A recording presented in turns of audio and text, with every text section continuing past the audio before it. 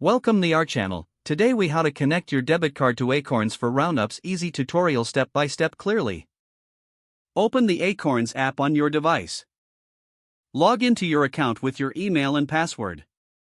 Once you're on the main screen, tap on the Invest tab located at the bottom. Scroll down and select Round UPS.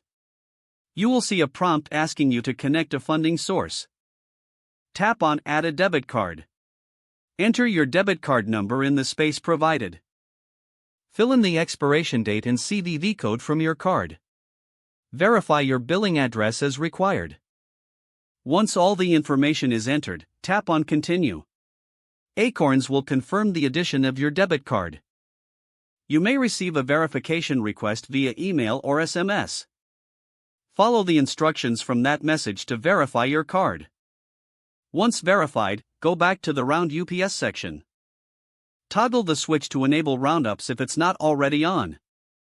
Your debit card is now connected for roundups. You're all set to start saving automatically with your Acorns app.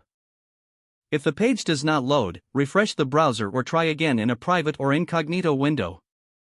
Make sure you are using the correct email address, then retype it carefully to avoid small typos.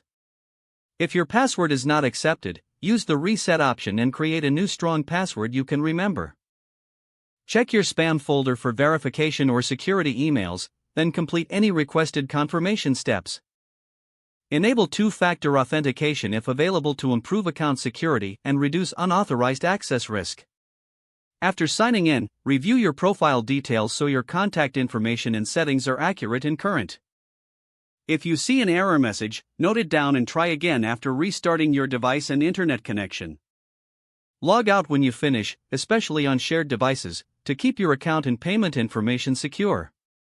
If the page does not load, refresh the browser or try again in a private or incognito window.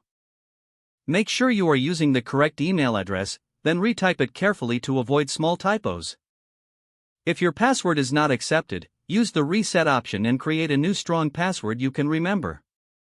Check your spam folder for verification or security emails, then complete any requested confirmation steps. Enable two-factor authentication if available to improve account security and reduce unauthorized access risk. After signing in, review your profile details so your contact information and settings are accurate and current. Don't forget to like this video and subscribe to our channel for more step-by-step tech guides.